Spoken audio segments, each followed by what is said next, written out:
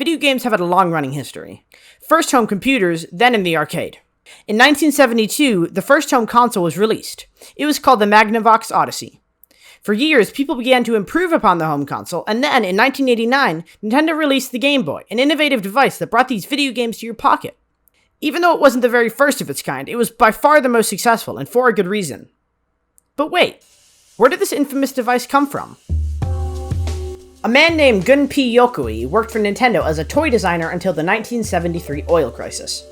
One day in 1974, Yokoi was riding a train. He said, according to Vice, quote, "I noticed this bored salaryman playing with his calculator. That's when it hit me. I ought to make a tiny game for killing time." This caused Nintendo to get in contact with Sharp, who was the largest manufacturer for calculators at the time, and that led to the creation of the Game & Watch. The device had an LCD screen and could only play one game.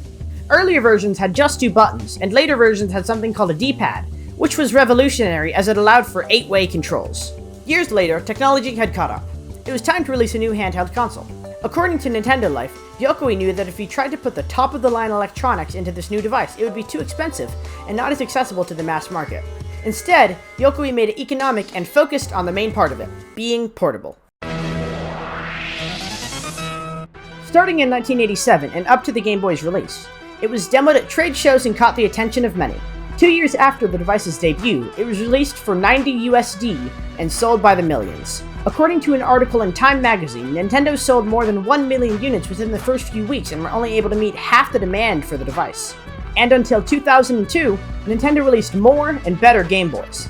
One that introduced color, a smaller, lighter Game Boy, a Game Boy in a different form factor, and in 2002, Nintendo released the last Game Boy, the Advance SP. The Game Boy had 2 main parts, the screen and the controls. First, let's take a look at that screen.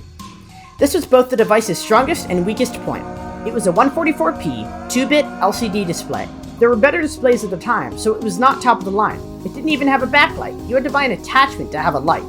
But why this display helped the Game Boy is because it allowed for a much longer battery life. According to Ars Technica, the battery lasted anywhere from 10 to 30 hours on a single set of batteries, which was much better than some of its competitors, notably the Atari Lynx, which only lasted about 6 hours. Now let's take a look at the other part, the controls.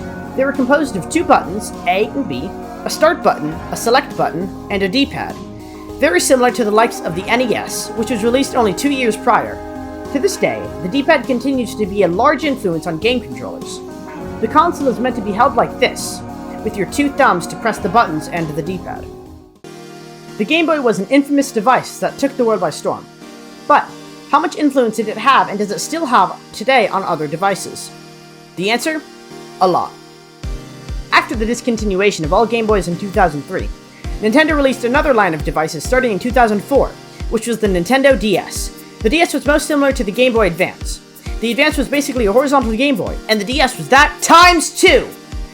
Complete with 2 more buttons, 2 screens, a hinge, and a passion for glory, the DS was the pinnacle of handheld gaming! Over the years, Nintendo added things like 3D, removed the hinge in some models to lower the price, cameras, triggers, bumpers, and a joystick. During the DS family's lifespan, Nintendo released the Wii U. It was similar to the Wii, except it had something called a gamepad. It had 1 more joystick than the DS, and only 1 larger screen. The one downside is that you could not go more than a few feet away from the Wii U without getting disconnected. Then, on March 3rd of 2017, Nintendo released the Switch.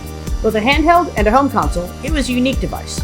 Although less powerful than the other consoles at the time, it was a new concept that sold really well. It had detachable controllers, and a similar shape to the Wii U gamepad. All of this because of the Game & Watch. All of this because of the Game Boy. All of this because a salaryman was playing on his calculator. In short, the Game Boy was a unique, influential device. Even though it and some of its successors have been discontinued, it still leaves a huge mark on the gaming community and Nintendo today.